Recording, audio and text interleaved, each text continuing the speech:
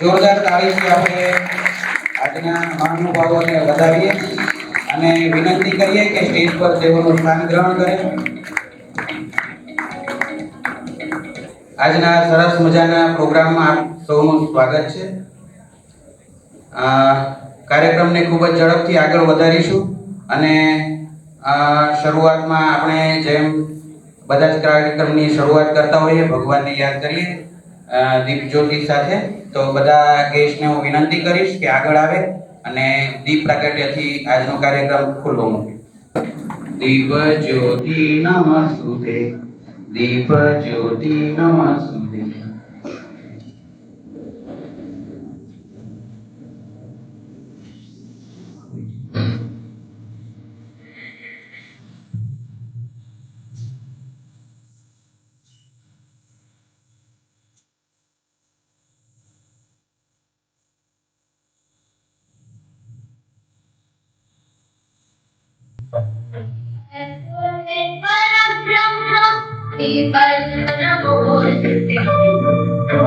હવે હું વિનંતી કરીશ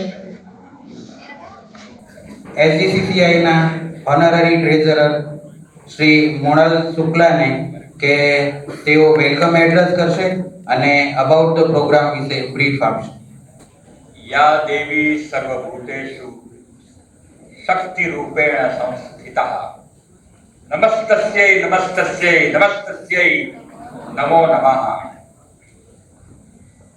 माताजीना नवरात्रिમાં આજનો આ NRI મેરેજ અવેરનેસ સેમિનાર દીપ પ્રાગટ્ય સાથે આપણે ખુલ્લો મૂક્યો। મંચસ્થ મહાનુભાવો આ વિષયના શ્રેષ્ઠીઓ આપણને પ્રાપ્ત થયા છે। શ્રી રમેશભાઈ રાવલ જેઓ NRGF ગાંધીનગરથી ખાસ પધાર્યા છે, એમને જોરદાર તાળીઓના ગડગડાટથી આપણે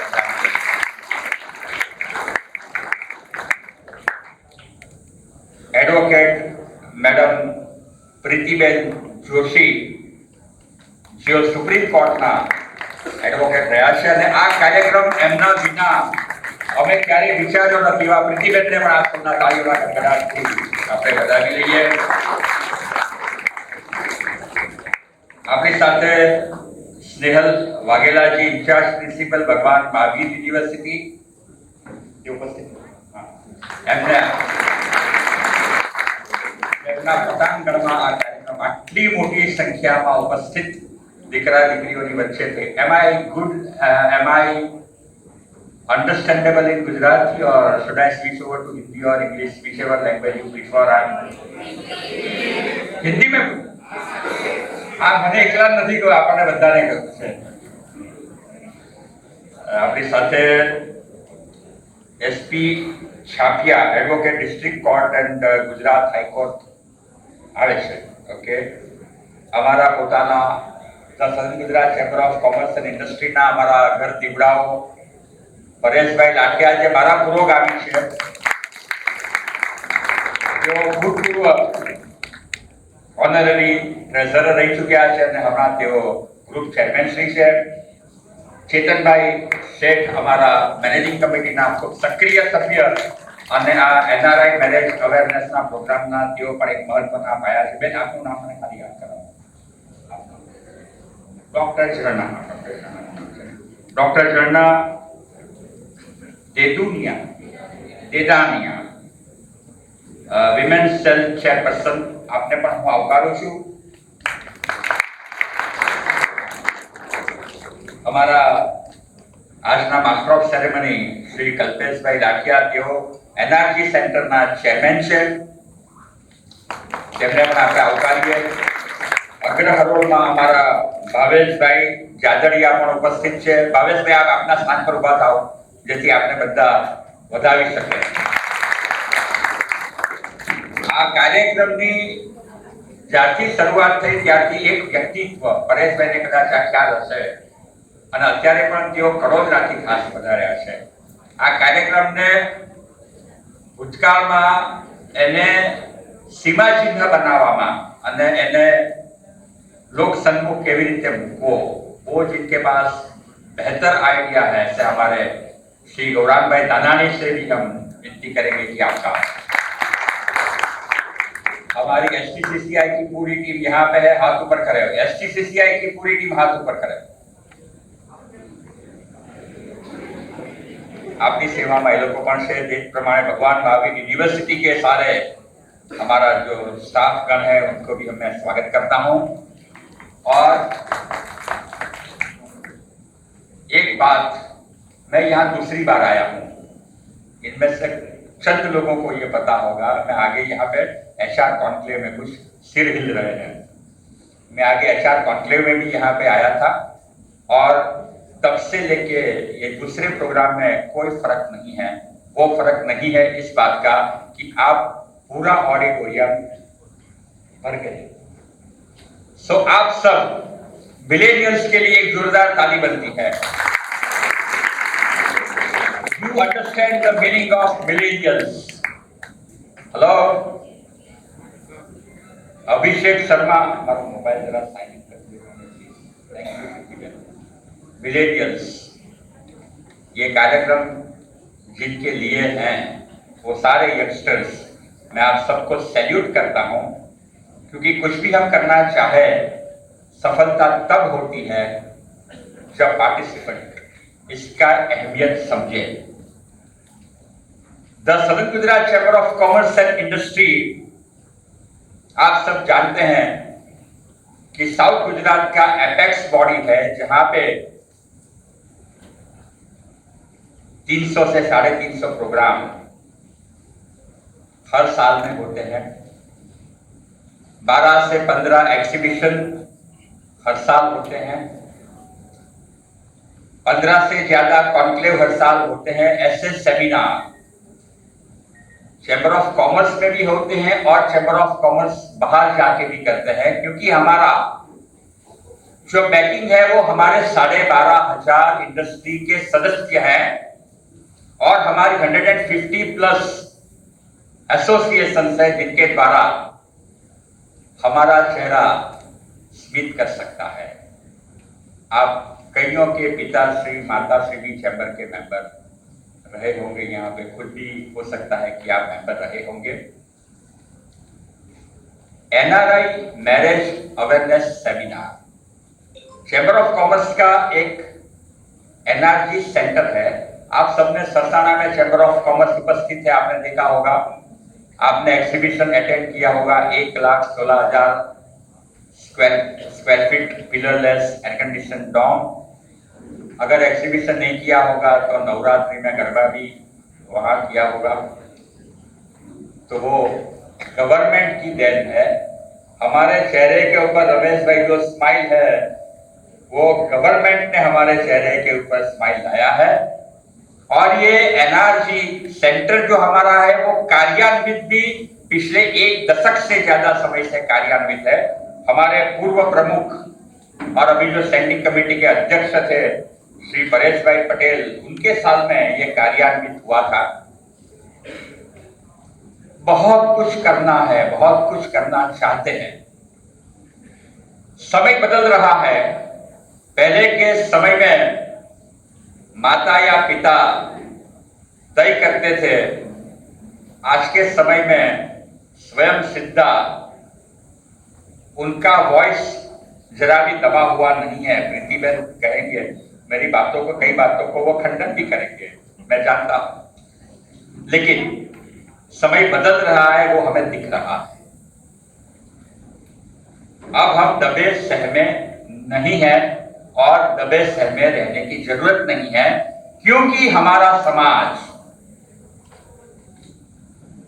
बिगर, better and bolder underline and in bold letters. आपने पिंक मूवी देखी होगी। No means no, bolder letters. ये इनिशिएटिव चैम्बर क्यों ले रहा है? हमारा काम जो है वो इंडस्ट्री के लिए है, लेकिन हम चैम्बर ऑफ कॉमर्स समाज से अलग नहीं है। ऐसे कार्यक्रम करना, समाज के लिए करना, वो हमारा भी उत्तरदायित्व है। आज के समय में हम देखते हैं, पिछले 2 डिकेड या कुछ समय से हम गुजरात में अनुभव कर रहे हैं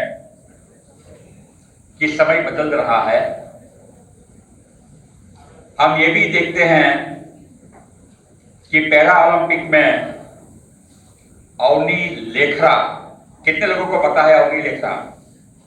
hello, how many of you are aware of it? Millennials, जरा बोल्डली हाथ ऊपर करिए ताकि मुझे पता चले कि हमें कितनी अवेयरनेस, क्योंकि अवेयरनेस का तो प्रोग्राम है। अवनी लेखरा कौन है, कौन बताएगा? पैरा ओलंपिक में, पैरा ओलंपिक का मतलब आपको पता है, फिजिकली चैलेंज, उनके लिए ओलंपिक जो होता है वो पैरा ओलंपिक है। वो फिजिकली चैलेंज होने के बावजूद भारत का नाम रोशन किया है। 2 गोल्ड मेडल। शुरुआत की थी दीपा मलिक ने, पैरा ओलंपिक का पहला गोल्ड दीपा मलिक ने जीता था। आप लोगों ने सुधा चंद्रन का नाम सुना होगा। फिजिकली चैलेंज, अगर फिजिकली चैलेंज लोग कुछ कर सकते हैं क्योंकि उनका दिमाग, उनका मन स्वस्थ है, तो हम क्यों नहीं कर सकते? आज के समय में जब गूगल या चैट जीपीटी अवेलेबल है, हमारे बहुत सारे दोस्त ऐसे हैं कि कुछ भी चीज की जरूरत पड़ती है तो गूगल बापू ने याद करो, गूगल बापू गाइड करते हैं। तो आज के जमाने में माहिती प्राप्त होना वो आसान बात है। अगर हमारे पास इंफॉर्मेशन कम है, अपर्याप्त है, तो कुछ नहीं कर सकते हैं। लेकिन अभी पर्याप्त होने का जरिया हमारे पास है। तो આપણે ગુજરાતીમાં કહીએ ને કે ગાય ઠોકીને વગાડીને પસંદગી થઈ શકે, then why not? हम अभी चाय पे चर्चा कर रहे थे 10 मिनट के लिए, तब एक सुझाव आया कि why we invite girls and boys only? ઉરત્યાઓને કેમ બોલાવવા? ફાઇન, ડિસિઝન મેકિંગ પ્રોસેસમાં વડીલો પણ ગૌરવભાઈ સામેલ થતા હોય છે હજુ સમાજમાં. We want to plan a full day workshop. Workshop is a different than seminar. We want to plan a full day workshop where we can involve not only guys and girls, we want to involve their parents also and guardians also. We want to plan one, my dear friend Paresh Bhai Lakhia said that we want to plan one NRI meet in December. NRI का जो season है उनमें हम NRI के लिए भी एक programme करना चाहते हैं। जब आपके सामने एक, अभी मैंने कौन सा श्लोक बोला मैंने, यहाँ पे 3 ब्राह्मण बैठे हैं, रमेश भाई रावल बैठे हैं, प्रीतिबेन जोशी बैठे हैं और मैं खड़ा हूं।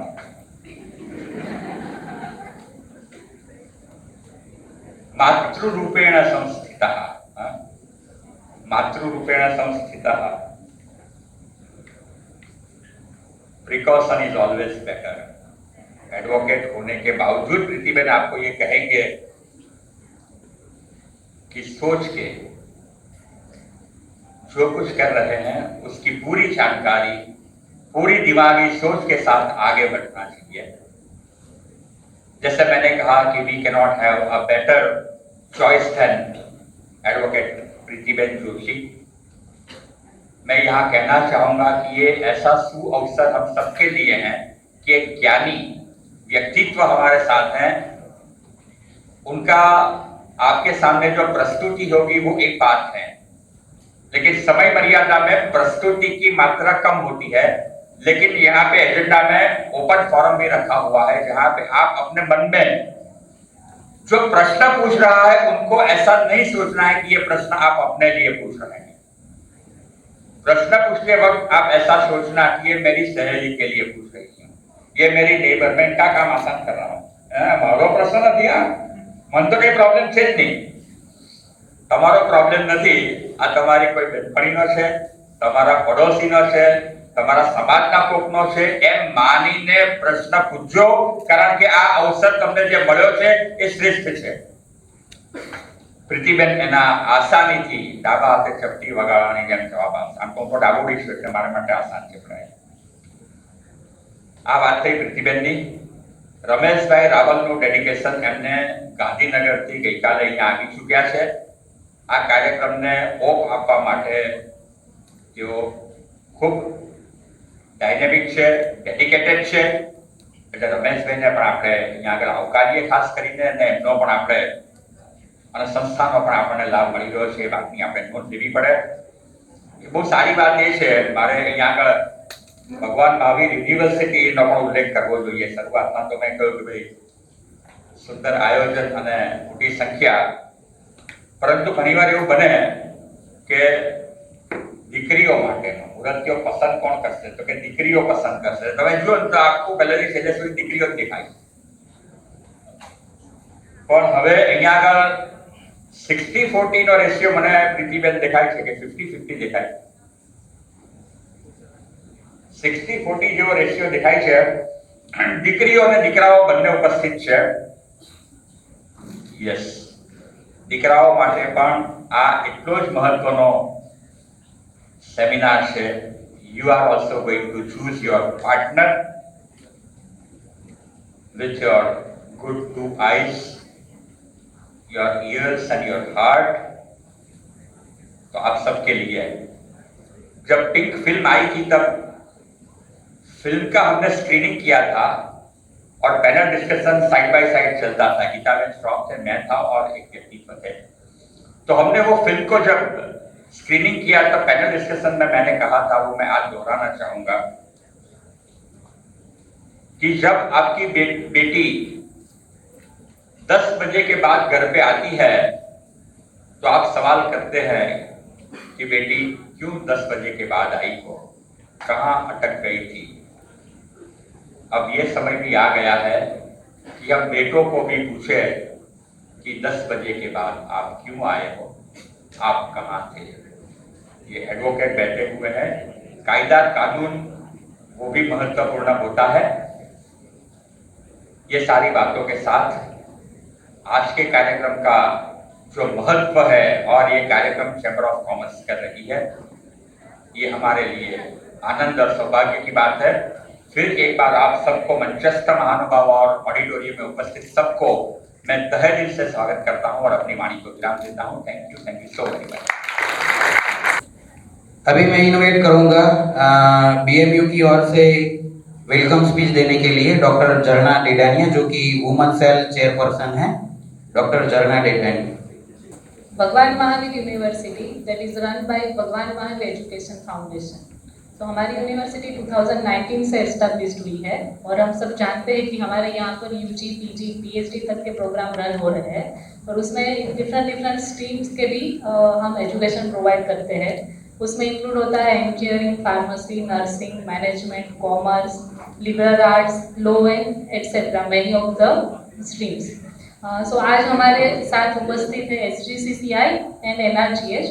तो from the Bhagwan Mahavir university on behalf of women development cells and NSS team, I would like to welcome Shri Ramesh bhai Raval, representative NRGH from Gandhinagar, Shri Nikhil bhai Madrasi, vice president SGCCI, Shri Mrunal Shukla, honourable treasurer SGCCI, Shrimati Pritiben Joshi, advocate supreme court of India, Shrimati SP Chhaviya ma'am, advocate district court of Gujarat and high court, and all the members of SGCCI who are present here, and our dear faculty members and students who are present at this NRI marriage awareness seminar. So on behalf of WDC and NSS team, I would like to welcome you all. And sir ने जैसे rightly बताया है कि हमारी life उसी पर depend करती है कि हम कौन सी चॉइस सिलेक्ट करते हैं. So not for marriage, but in many of life we are always having the options. More than 2 or 3 options are available. So how wisely we can select the options, and from that direction our life is moving on. So always do the analysis. After selection of that particular options, तो आपको वो analyse करना है कि उसमें आपके लिए advantages क्या है एंड डिसएडवांटेजेस क्या है. then you plan and select the option for your life. Thank you. अभी प्रोग्राम को आगे बढ़ाते हुए हम फ्लोरल फेलिसिटेशन एंड मोमेंटो देने के लिए गेस्ट को इनवाइट करेंगे। सबसे पहले मैं इनवाइट करूंगा श्री रमेश भाई रावल, जो कि गांधीनगर से स्पेशली आए हैं एनर्जी फाउंडेशन से, स्पेशली प्रोग्राम को अटेंड करने के लिए। उसका फेलिसिटेशन करेंगे Mrinal Shukla, honorary treasurer of HGCCI। जोरदार तालियों के साथ हम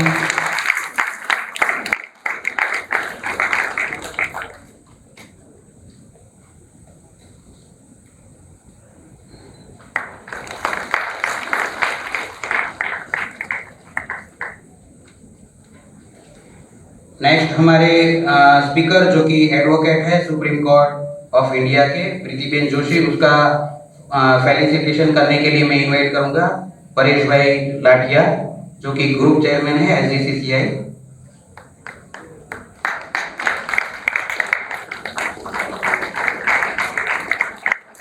प्रीतिबेन जोशी वहीं पे खड़े रहेंगे।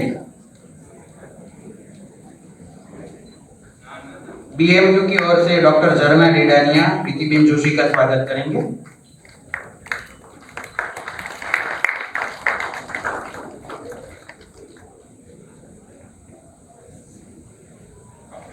अगले स्पीकर हमारे हैं SP चापिया।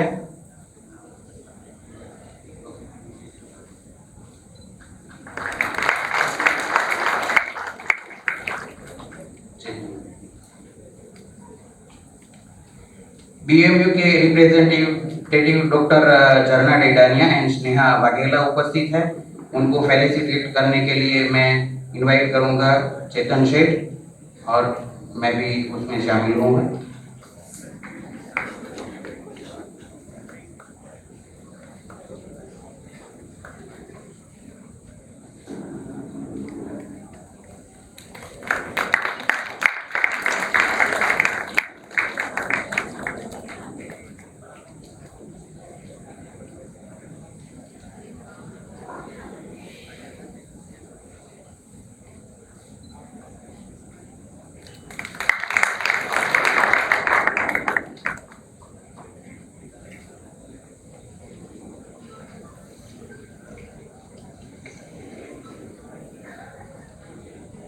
ये जो है वो बहुत जरूरी है सभी प्रोग्राम में।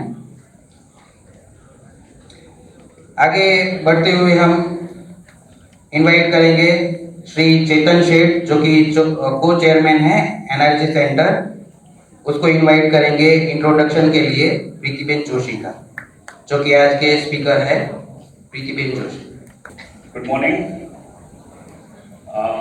प्रीतिबेन जोशी એ સુપ્રીમ કોર્ટના એડવોકેટ અને નોટરી છે। એમની ઓળખાણ આપું તો 27 વર્ષથી વકીલાતના વ્યવસાયમાં છે।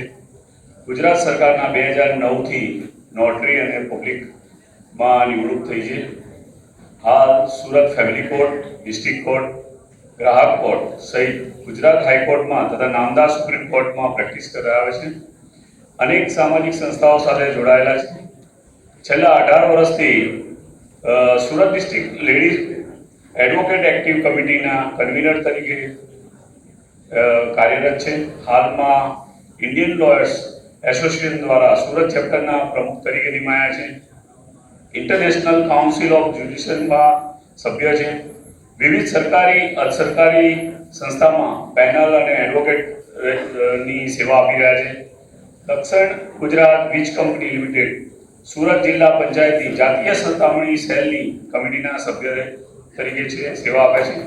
2019માં દિવ્ય ભાસ્કર આયોજિત Bhaskar woman award of the year in professional કેટેગરીમાં સુરત ખાતે એવોર્ડ પ્રાપ્ત કરેલો છે। સને 2013માં સંદેશ દ્વારા એવોર્ડ મળેલ છે। સને 2014માં 94.3 માય FM ખાતે વુમન આઇકોન અને પ્રોફેશનલ કેટેગરી માટે એવોર્ડ પ્રાપ્ત થયેલો છે। એમને 101 ઇન્ટરનેશનલ વુમેન ડે નિમિત્તે south Gujarat chamber of commerce દ્વારા સન્માનિત થયેલા છે। 2016માં લંડનમાં કમ્યુનિટી સર્વિસ માટે મર્ક્યુરી એવોર્ડ એનાયત કરવામાં આવેલો છે એમને. સને 2017માં દુબઈ ખાતે કાનૂની સંહિતા પુસ્તકમાં વિમોચન પ્રસંગે ખાસ મહેમાન તરીકે ઉપસ્થિત રહેલા છે. 2017માં R K HIV AIDS and research care centre દ્વારા certificate of honour excellent lawyer at the year 2017 Hindi film hero Jitendra Astak award પ્રાપ્ત થયેલો છું. 8 માર્ચ 2018માં આંતરરાષ્ટ્રીય મહિલા દિન નિમિત્તે appreciation award of BNI Surat chapter માં એમને એવોર્ડ મળ્યો છે. 2018 women of the dignitary international award originator organic planet Surat માટે સન્માનિત થયેલા છે. બહેનોને ભરણ પોષણ અને ક્રૂરતાનો ભોગ બનેલા પતિ કે પત્નીને ન્યાય અપાવેલ છે. તે વિવિધ સ્કૂલો, કોલેજો, સામાજિક સંસ્થાઓ બેટી બચાવો, સ્ત્રી ભ્રૂણ હત્યા અટકાવો, બાળકોના હક અધિકાર, કાયદાના વિવિધ વિષયો પર જાગૃતિ શિબિર આયોજન કરે છે.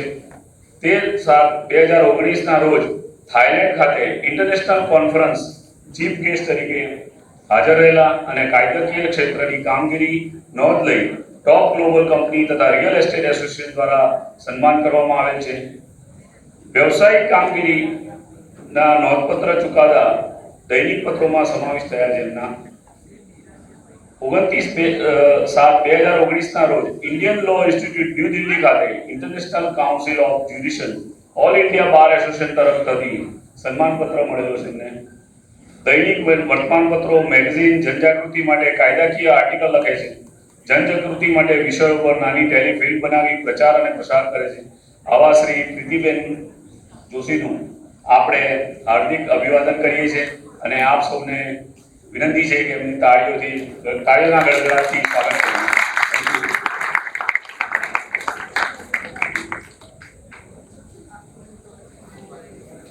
कार्यक्रम को आगे ले जाते हुए हम इनवाइट करेंगे श्री रमेश भाई रावल, जो कि एनर्जी फाउंडेशन गांधीनगर से स्पेशली ये प्रोग्राम के लिए आए हैं, जो कि सेरेमोनियल एड्रेस करेंगे और एनर्जी फाउंडेशन क्या वर्क कर रही है, कौन से प्रोग्राम्स कर रही है, उसके बारे में हमें थोड़ा इंट्रोडक्शन देंगे. श्री रमेश भाई रावल. ભારત માતા की આપણે જય એવી રીતે બોલાવશું કે આપણા એનર્જી મિનિસ્ટર સુરતના છે હર્ષભાઈ સંઘવી સાહેબ, અને કદાચ આજે સુરતમાં આવ્યા હોય તો એમને ખબર પડવી જોઈએ કે આજે આપણે NRI મેરેજ સેમિનાર યોજી રહ્યા છીએ અને ઉજવાઈ રહ્યો છે. ભારત માતા की હા, બહુ સરસ. સુરત એટલે સોનાની મૂરત, અને સોનાની મૂર્તિ એવા સુરત શહેરમાં અને મા દુર્ગાની નવરાત્રિના પવિત્ર 5મા દિવસે આજે મહાવીર ભગવાન યુનિવર્સિટીમાં પવિત્ર પટાંગણમાં ગુજરાત સરકાર અને એનર્જી સેન્ટર સુરત દ્વારા NRI મેરેજ સેમિનાર યોજાઈ રહ્યો છે અને હું એની હર્ષની લાગણી અનુભવું છું. હૃદયના શુદ્ધ પ્રેમીને નિગમના જ્ઞાન ઓછા છે, ન પરવા માનની છતાંય ઘણા સન્માન ઓછા છે. ચેતનભાઈએ ઘણું બધું પરિચય આપી દીધો, પણ એ બધા સન્માન એમના માટે ઓછા છે એવા, અને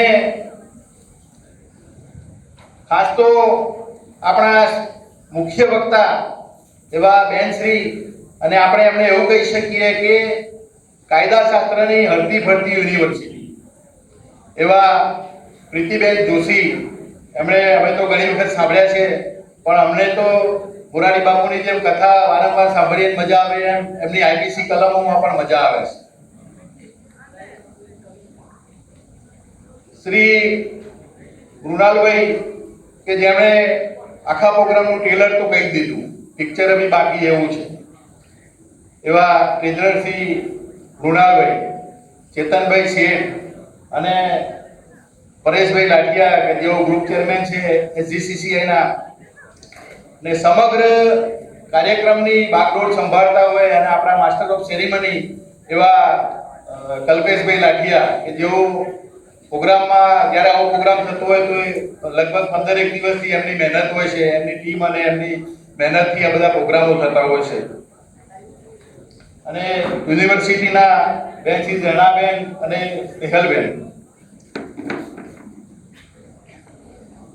ગુજરાત સરકાર દ્વારા 1998માં એનઆરજી એનઆરઆઈ વિભાગની શરૂઆત કરવામાં આવી અને એનઆરજી ફાઉન્ડેશનની રચના કરવામાં આવી.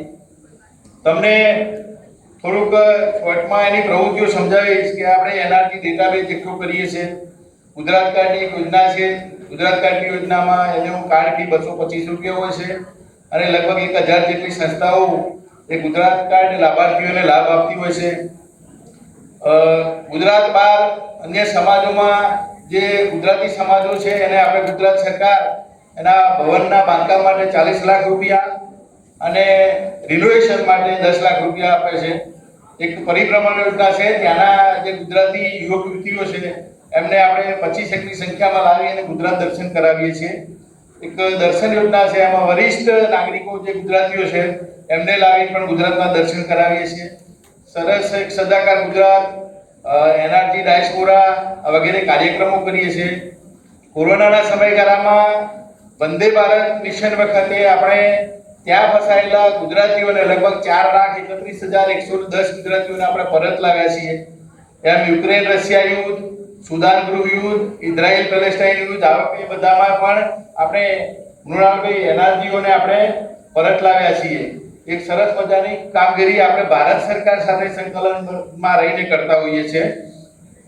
હવે સ્થાનિક સ્તરે આ ગુજરાતીઓ એનઆરઆઈ આવે, એનઆરજી એનઆરઆઈ આવે ત્યારે એમને સહયોગ મળે, સહકાર મળે અને એમને માર્ગદર્શન મળે એના માટે આપણે દરેક જિલ્લામાં એક એનઆરજી સમિતિ છે અને સાહેબ એના જિલ્લા કલેક્ટર અધ્યક્ષ છે.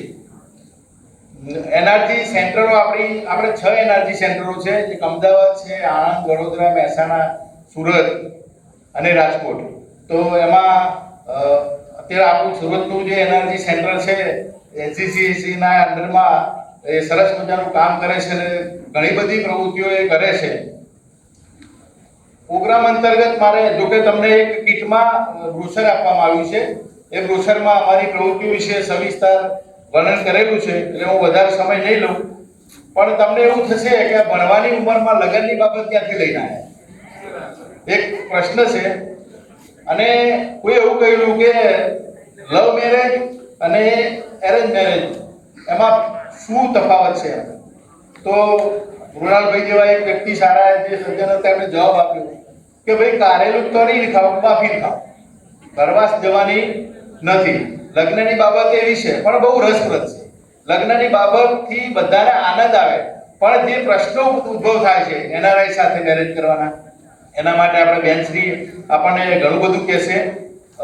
નિરસ થોડુંક લાગશે કાર્યક્રમ, કારણ કે આઈપીસી કલમો નાતે થોડું હોય એટલે તમારે થોડું ઊંડા ઉતરવું પડશે, પણ ખૂબ ઉપયોગી પ્રોગ્રામ છે. બધા એનઆરઆઈ ખરાબ નથી હોતા. આવા કાર્યક્રમો કરી અને અમે કોઈને તમને ભડકાવવાનો પ્રયાસ કરતા નથી. સરકાર તમને કોઈને ભડકાવવાનો પ્રયત્ન કરતી નથી, પણ સાવચેતી રૂપે તમને અવેરનેસ થાય એના માટે આપણે આ કાર્યક્રમો કરીએ છીએ. એક ગુજરાતી ફિલ્મ છે દેશ રે જોયા દાદા પરદેશ જોયા, એ પ્રતિબેન એમાં વિદેશી ચરકાટમાં આવી અને જે પરિસ્થિતિનું વર્ણન બતાવ્યું છે બહુ સરસ ચિત્રાંકન છે. હાલ પૂરતા આપ ભણો, આ કાર્યક્રમને આપ સૌ એક મગજમાં પેનડ્રાઈવમાં મૂકી દો અને જ્યારે લગ્નની બાબત આવે ત્યારે એને એ પેનડ્રાઈવને ઓપન કરો, જુઓ. એક સરસ મજાની બુક પણ તમને કીટમાં આપવામાં આવી છે. એ બુક છે એ તમારા માટે ગીતા છે. એ જ્યારે આવા પ્રશ્નો ઉદ્ભવ થાય અથવા લગ્નની બાબત આવે અને એમાં એનઆરઆઈ સાથે લગ્નની કરવાની બાબત આવે ત્યારે એ બુક તમને ઘણી ઉપયોગી થાય છે. છતાં કઈ સમજણ ના પડે, કઈ પ્રશ્ન ઉદ્ભવે તો આપણા પ્રીતિબેન બેઠા છે, દરેક વખત એ નંબર આપતા જ હોય છે, એમનો મોબાઈલ નંબર લઈ લો. એથી આગળ પ્રશ્ન થાય તો એનઆરજી સેન્ટર સુરતનો સંપર્ક કરો, એ બી એક એક્ટિવ આખી ટીમ છે. અને છતાંય પ્રશ્ન થાય તો અમારી કચેરીનો પણ સંપર્ક કરી શકો, અમારા ફોન નંબર બધું આપેલું જ છે. આપને ફીડબેકમાં એક ફીડબેક ફોર્મ આપવામાં આવ્યું છે. એટલે મારે એ કહેવું છે કે ના ધરા સુધી ના ગગન સુધી ના ઉન્નતિ કે પતન સુધી મારે તો પહોંચવું છે બસ આપ સૌના મન સુધી. આપ ફીડબેક ફોર્મ ભરો એટલે અમારા કલ્પેશભાઈને એ ફીડબેક ફોર્મ ના આધારે એમને વધારે ને વધારે કાર્યક્રમ કરવાનો ઉત્સાહ આવે. મંચસ્થ મહાનુભાવો અને આપ સૌ આપનો સમય ફાળવી અને અહીં પધાર્યા અને યુનિવર્સિટીએ પણ જે જગ્યા ફાળવી એ બધા બદલ હું ગુજરાત સરકાર વતી અભિવાદન કરું છું, આભાર માનું છું. જય હિન્દ, જય ભારત. बहुत धन्यवाद रमेश भाई। अब हम कार्यक्रम के मेन पार्ट पर आ चुके हैं और मैं इनवाइट करूंगा श्रीमती प्रीतिबेन जोशी को, जो कि हमारे आज के स्पीकर हैं और सुप्रीम कोर्ट के होनहार एडवोकेट हैं। और मैं गेस्ट को रिक्वेस्ट करूंगा कि आप फर्स्ट रो में अपना स्थान ग्रहण करिए। Shrimati Pritiben Joshi, advocate, supreme court of India. આજના આ કાર્યક્રમમાં ગાંધીનગરથી ખાસ ઉપસ્થિત રહેલા રાવલ સાહેબ, ચેમ્બર ઓફ કોમર્સના ખજાનચી શ્રી મૃણાલભાઈ શુક્લ. જો મૃણાલભાઈ આપણને થોડું ફંડ નહીં આપતા તો કદાચ આ પ્રોગ્રામ આટલો સફળતાપૂર્વક નહીં થતો, એટલે આપણે મૃણાલભાઈને હા આપણે એ તો સાહેબને કીધું. અને સાથે સાથે ગ્રુપ ચેરમેન પરેશભાઈ લાઠિયા, એનર્જી કમિટીના ચેરમેન કલ્પેશભાઈ, કો ચેરમેન ચેતનભાઈ શેઠ અને અન્ય પદાધિકારી, મહાવીર કોલેજના ઇન્ચાર્જ પ્રિન્સિપાલ સ્નેહલબેન અને ઝરણાબેન તથા અન્ય સ્ટાફ મેમ્બરો અને તમામ વિદ્યાર્થી મિત્રો. આજે એક વસ્તુ ચોક્કસ હું કહીશ ઝરણાબેન, કે પહેલો સેમિનાર એવો હશે કે તેમાં બોયઝની સંખ્યા વધારે દેખાય છે અને ગર્લ્સની સંખ્યા ઓછી છે, એટલે થોડું વિષયનું વિષયાંતર થઈ શકશે. કારણ કે અત્યાર સુધી મોટા ભાગે બહેનોની સંખ્યા હોય છે, એટલે આપણે ફોકસ બહેનોની સમસ્યાઓ પર લાવતા હતા, પણ આજે જરા ફોકસ છોકરાઓની સમસ્યાઓ પર બી આપણે લાવી શકીશું, કે જે થોડુંક સબ્જેક્ટમાં નથી પણ એવી બનેલી હકીકતો અને વાસ્તવિક જીવનના બનેલા કેસો હું તમને જણાવીશ. અને આપણે કોઈ એક લેક્ચરની આપણે નથી કરતા, લેક્ચર આપવું મને પણ બહુ પસંદ નથી, પણ થોડું કંઈક આપણે જાણકારી મળી રહે કાયદાકીય પરિપ્રેક્ષમાં, એ માટે જરૂરી છે. આપણે અહીંયા લગ્ન ના કેટલા પ્રકાર? આપણે અહીંયા લગ્નના તો હજુ બે જ પ્રકાર છે, લવ મેરેજ અને અરેન્જ મેરેજ. જ્યારે વિદેશમાં તો એનથી વિશેષ પણ ઉપર છે, એના ટોપિક પર પછી આવીશું. અને લગ્નની કઈ બે ટાઈપ? લગ્નની બે ટાઈપ, વિદેશમાં તો અનેક ઘણી ટાઈપો છે. આપણે અહીંયા બે ટાઈપ છે, સામાજિક તોરથી કરેલા રીતિ રિવાજોથી સંપૂર્ણ સજ્જ એવા લગ્ન, એમાં સપ્તપદી, હારતોરા, મંગળસૂત્ર, ગ્રહ સાતક, એ તમામ વિધિઓ પરિપૂર્ણ કરવામાં આવે સામાજિક રીતિ રિવાજોથી થયેલા લગ્ન. અને બીજા કાયદાકીય, કે ભાઈ કાયદાકીય જે લગ્ન નોંધણી અન્વયે ફોર્મ ભરીને એની નોંધણી કરવામાં આવે છે, પછી કોઈ વિધિ રિવાજ એની અંદર મોટા ભાગે કરતા નથી, અને એ નોંધણીનું પ્રમાણપત્ર મળી જાય એટલે બંને પક્ષકારો પતિ પત્નીના સંબંધો અસ્તિત્વમાં એ લોકોના આવી જાય. એટલે આ રીતે લગ્નની બે ટાઈપની એવી પ્રથા છે. જ્યારે વિદેશમાં તો agreement marriage, certificate marriage, contract marriage, એ ઘણું બધું હોય છે. હવે આ લગ્નનો વિષય કેમ જરૂરી છે? આપણે જોઈએ કે હવે અત્યારે લગ્નની જે ઉંમર છે, અત્યારે દીકરાની 21 વર્ષ, દીકરીની 18 વર્ષ પૂરા થયેલા હોવા જોઈએ. એ સૌથી પહેલી લગ્નની શરત છે. હિન્દુ લગ્ન અધિનિયમની કલમ 5માં લગ્ન કરવા માટેની શરતોમાં આ એક મહત્વની શરતનો સમાવેશ છે. તો એ કેમ એટલા માટે રાખવામાં આવી છે? કારણ કે કાયદો પણ એવું માને છે કે દીકરો હોય કે દીકરી સંપૂર્ણ પુખ્તતા અથવા તો એની માનસિક અવસ્થા લગ્ન બાબતે નિર્ણય કરવા માટે આ ઉંમર ઉચિત અને યોગ્ય છે, એટલા માટે આ ઉંમર આપવામાં આવેલી છે। આપણે પ્રશ્નનો સેશન છેલ્લે રાખીએ બેટા। हिंदी में ठीक है, हिंदी में थोड़ा गड़बड़ भी हो जाएगी तो थोड़ा दर गुजर कर लेना। तो ये मैरिज की ये जो एज है, तो एज का एक प्रभाव मेंटली रहता है, फिजिकली रहता है।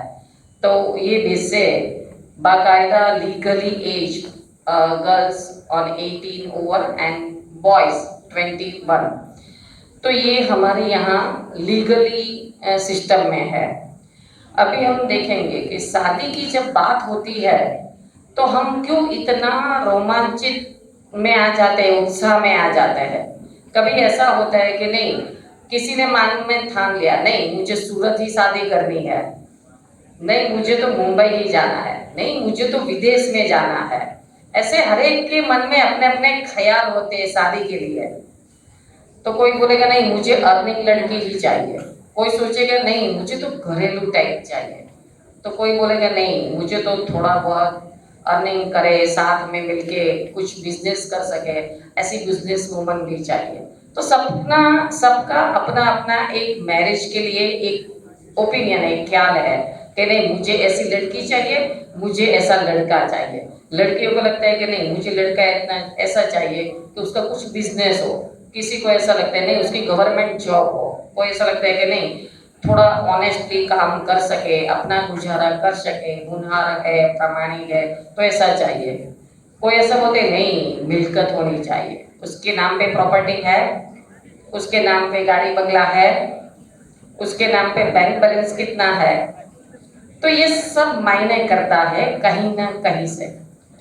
लेकिन जब बात मैरिज की चलती है तो कई बार पेरेंट्स का भी इतना प्रभुत्व फैमिली में रहता है।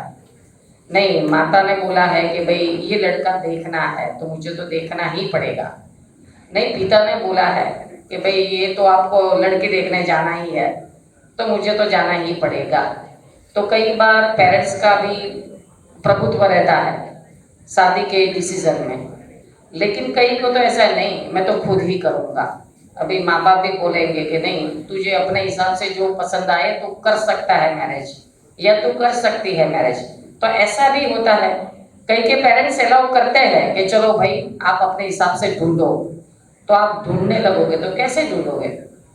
कई को तो इतने मतलब पहचान में भी इतने धोखे खाए होते हैं तो बोलते कि नहीं सब एक जैसे ही है, मुझे आगे नहीं बढ़ना है, अभी मुझे इसमें डिसीजन नहीं लेना है। कई बार ऐसी सिचुएशन भी आ जाते हैं। वो किस प्रकार में एक एग्जांपल देती हूँ, अभी सब्जेक्ट पर जाए उसके पहले।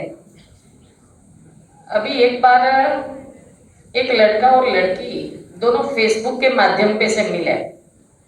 फेसबुक तो आप सब लोग जानते हैं, किसी का प्रोफाइल देखना है, अभी आप किसी का फ्रेंड रिक्वेस्ट एक्सेप्ट करोगे तो क्या देखोगे, उसका प्रोफाइल देखोगे कि चलो भाई प्रोफाइल में क्या है, वो क्या कर रहा है, क्या कर रही है, और किस प्रकार का उसका मतलब जो एजुकेशन है, क्वालिफिकेशन है, क्या है, तो वो सब आप प्रोफाइल में देखोगे और उसी बेस से उसके ऊपर ट्रस्ट करोगे।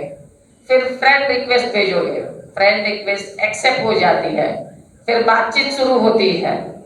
फिर जब प्रोफाइल में वो फोटो आपको दिखती है तब एक लड़की ने बहुत बढ़िया उसकी फोटो निकाली थी, ऐसे साइड लट करके ऐसा पूरा फेस उसने बहुत बढ़िया तरीके से प्रोफाइल में रखा था और लड़के को लगा अच्छी लग रही है और फैमिली भी अच्छा लगता है उसके प्रोफाइल में देख करके।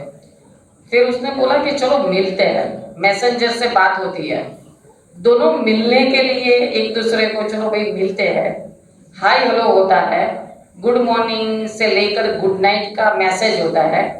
धीरे धीरे मैसेज परिवर्तित होता है, पहले तो गुड मॉर्निंग, हाय कैसे हो, खाना खाया वगैरह वगैरह, कॉलेज हो गई, अभी ट्यूशन जाना है नहीं जाना, नॉर्मली बात से शुरू होता है बातचीत, फिर गुड नाइट से खत्म होता है। लेकिन जो उसके बीच में थोड़ा ट्विस्ट एंड टर्न आता है, तो वो ट्विस्ट एंड टर्न क्या है, दोनों बात करते हैं कि चलो भाई मुझे तो पतंग चगाने का बहुत शौक है, लड़की बोलती है मुझे भी शौक है।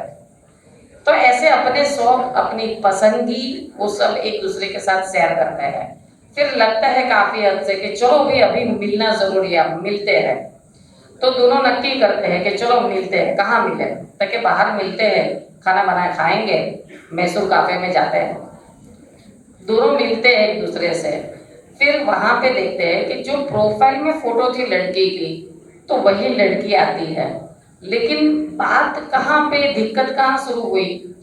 जब लड़की ने ये जो लट थी ना, लट ऐसे करके थोड़ा ऊपर किया, तब लड़के को पता चला कि लड़की की ये फेस में ऐसे लाखों, क्या बोलते हैं उसको, डार्क कलर हो जाता है, लाखों बोले छे ना, लाखों।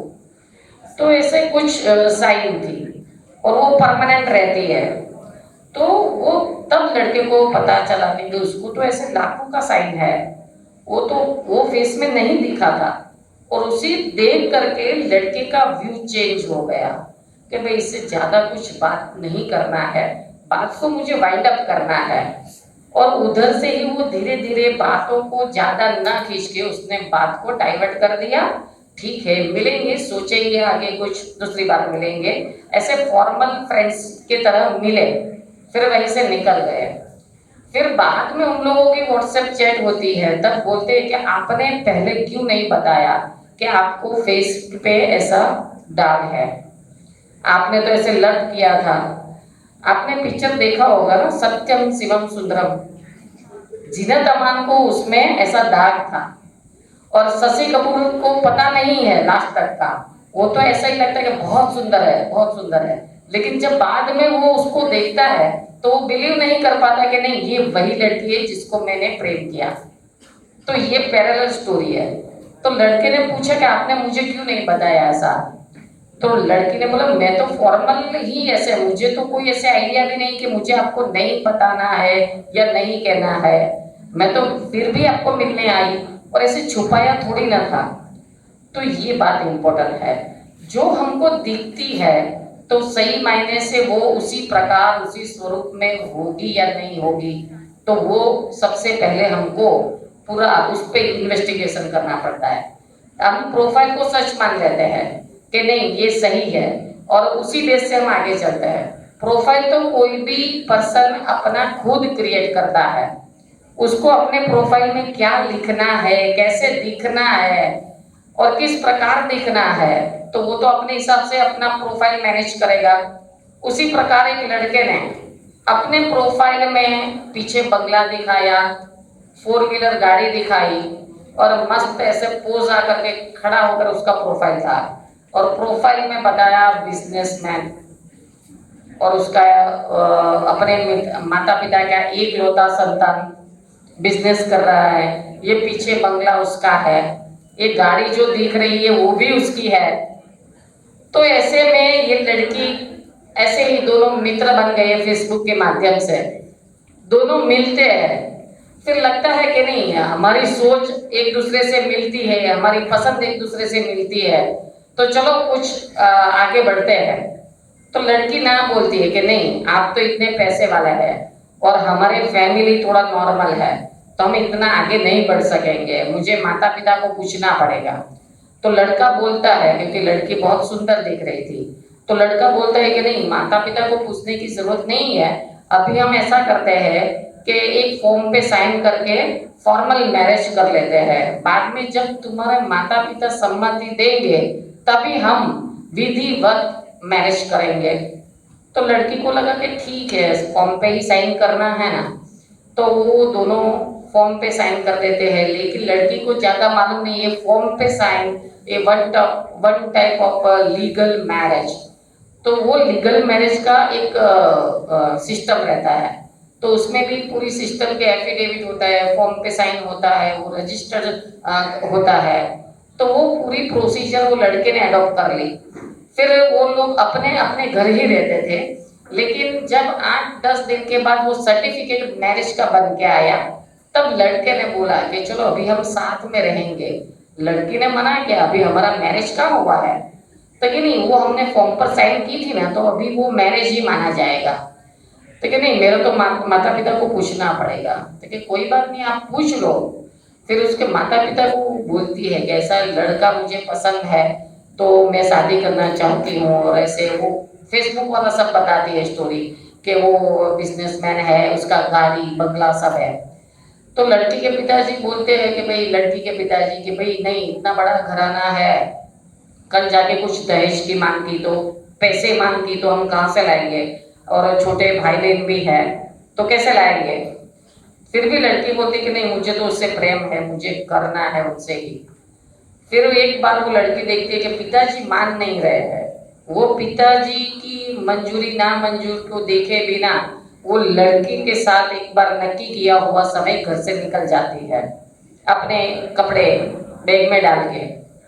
फिर लड़का आता है, जो टाइम नक्की किया लड़का आता है, तो लड़का जो फेसबुक में दिखाई थी वही गाड़ी लेकर आता है, कार लेकर के। और गाड़ी थोड़ी फुलहार किया था, अच्छी बढ़िया सी कर दी थी, और दोनों गाड़ी में बैठकर जाते हैं। तो लड़की को ऐसा लगे कि नहीं, वो जो बंगला पीछे दिखा था ना, तो हम वहीं पे जा रहे हैं।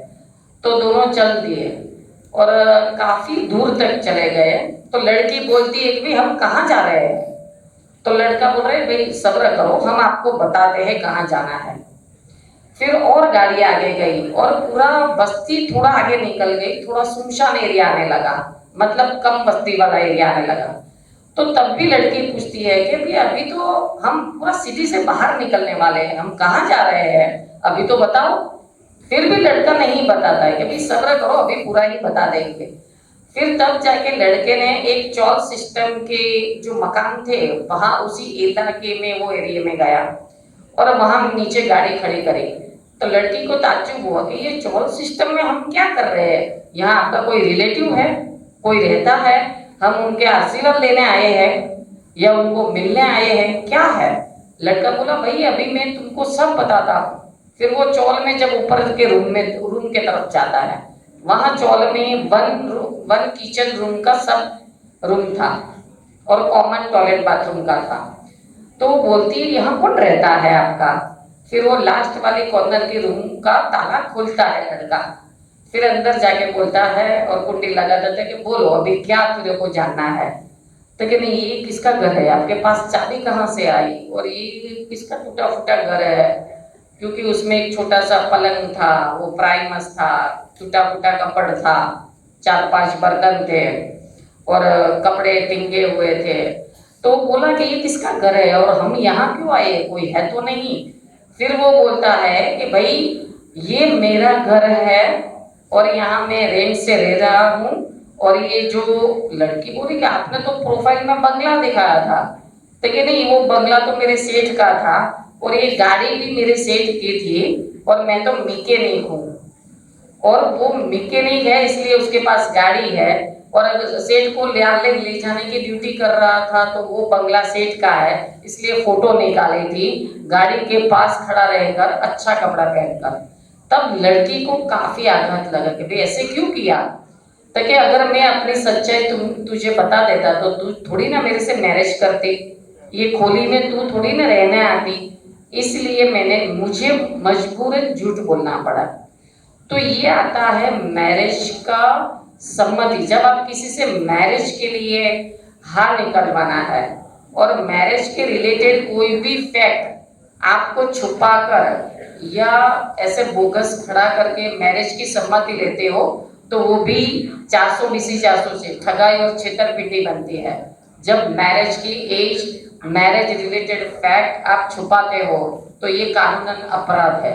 और उसके बजाय वो लड़की को इतना आघात आया कि भाई ये मैं क्या हो गया, जिस आदमी को मैंने ट्रस्ट किया, अपनी पूरी बात मैंने खुल के बताई और उसी ने मेरे साथ इतना बड़ा आघात किया और छेतरपिंडी किया। तभी वो लड़की ने अपने पिताजी को फोन किया और उनके पिताजी आधे घंटे में उधर आ गए। लड़की को थोड़ा डिप्रेशन आ गया, लेकिन बाद में स्वस्थ होकर वो जैसे तैसे उसके पिताजी आने के बाद वहां से निकल गई और लड़के के खिलाफ फौजदारी फरियाद दाखिल की, और जो मैरिज का सर्टिफिकेट बना दिया था वो मैरिज फोक या रद्द पाकर वॉइडेबल मैरिज, उसके लिए कोर्ट में उसको चैलेंज किया। तो ये सब बनता है। कभी कभार क्या करते हैं हम, सोशल मीडिया को ले करके अभी ज्यादा फ्रेंड वो इंस्टा स्नैपचैट वगैरह सब के साथ इतने घुल मिल जाते हैं कि पूरा फोकस कि फैक्ट क्या है तो वो हम देखते ही नहीं है। कई बार मैरिज के रिलेशन इतने होते हैं और अगर सोशल मीडिया से तो हम विदेश में बैठे हुए आदमी वो भी पसंद करने लगते हैं। फिर हमको वो नहीं मालूम कि उधर वो कॉन्ट्रैक्ट मैरिज करके बैठा है या कोई सर्टिफिकेट मैरिज करके बैठा है, वो हम देखते नहीं है। तो वो उसके ऊपर अभी हम आते हैं कि अभी हमको ये कार्यक्रम की जरूरत क्यों पड़ी, मैरिज रिलेटेड एनर्जी अवेयरनेस की जरूरत क्यों पड़ी, क्योंकि आजकल सबको विदेश जाना है। परिवार को भी ऐसा है कि नहीं मेरा बेटा या बेटी विदेश जाएगी तो फैमिली में जो अपने छोटे भाई बहन है वो वहां पे सेट हो जाएंगे और अच्छी तरह वहां पे वो होटल में काम कर सकेंगे या फर्दर एजुकेशन कर सकते हैं। तो ऐसे विदेश में जाने के लिए लोगों की जो सोच है वो बढ़ती जा रही है कि नहीं विदेश में सेट होना है। एक मानसिक सेट कर लेते हैं कि भाई सेट होना है, लेकिन उसके पीछे आप कितना अपने आप को ढाल रहे हो वो भी इतना इम्पोर्टेंट है कि भाई चलो आप विदेश में आप शादी करते हो तो क्या ख्याल रखना चाहिए आपको विदेश में शादी करने के बाद या उसके पहले कि कौन सी तकेदारी रखनी चाहिए।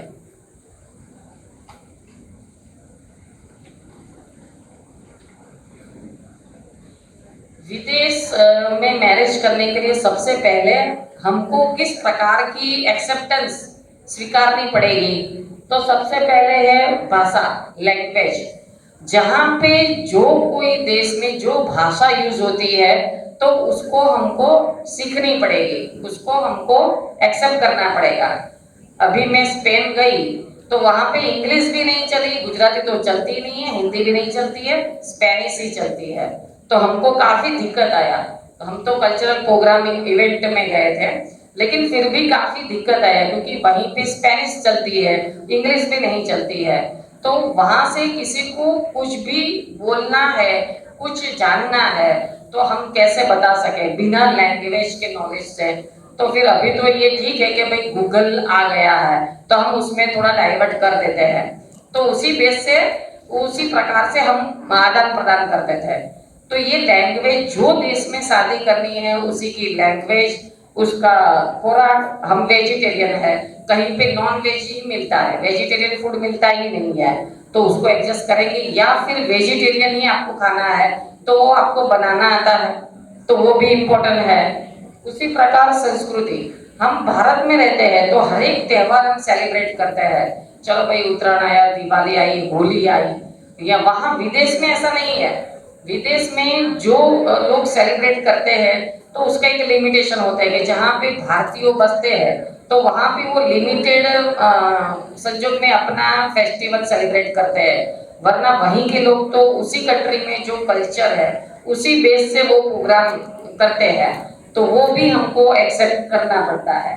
अपनी जीवन शैली, टाइम जोन में तफावत, अभी हम यहाँ पे है तो क्या है सुबह में चलो देर से उठे, मम्मी ने को बोल दिया कि नहीं आज आप खाना बना लो मैं नहीं बनाऊंगी, या फिर पापा को बोल दिया कि भाई आप ऑफिस चले जाओ मुझे तो थोड़ा लेट होगा।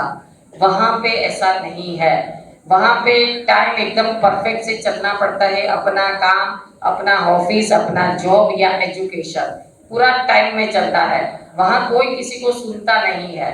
तो वही पूरा शेड्यूल टाइट रहता है कामकाज में, और उसी प्रकार टाइम जोन में तफावत रहता है कि भाई यहाँ से लंदन का 3.5 घंटा पीछे चलता है, हम 3.5 घंटे आगे चलते हैं।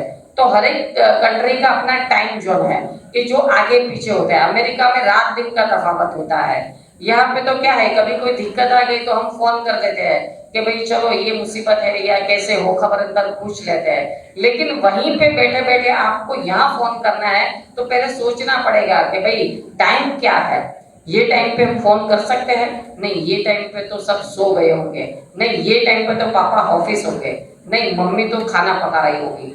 तो ये टाइम जोन हमको सेट करके चलना पड़ता है, तो वो भी एक एक्सेप्टेंस होनी चाहिए। होम सिकनेस, यहाँ पे तो थोड़ा सिर दर्द हुआ हम थक जाते हैं, सो जाते हैं, और कभी कभार घर में फैमिली वाले भी वो तुझे बुखार आ गया है, चलो डॉक्टर के पास ले चलते हैं, ऐसे भाग दौड़ कर लेते हैं, टेंशन में आ जाते हैं। वहां तो खुद रहते हैं, अकेले रहते हैं, कुछ भी होता है खुद को करना पड़ता है। अपने हेल्थ की या कुछ भी प्रॉब्लम होता है तो सॉर्ट आउट करने की खुद की तैयारी होनी चाहिए, तभी हमको घर याद आता है कि नहीं मम्मी होती तो अरे अभी तो कितना कर लेती, मम्मी होती तो ये कर लेती थी, पापा होते तो ये कर लेते।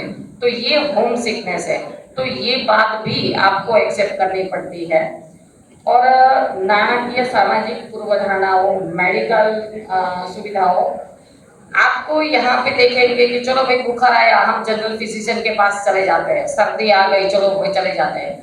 वहां पे कोई भी विदेश में मेडिकल सुविधाएं काफी खर्चा होती है।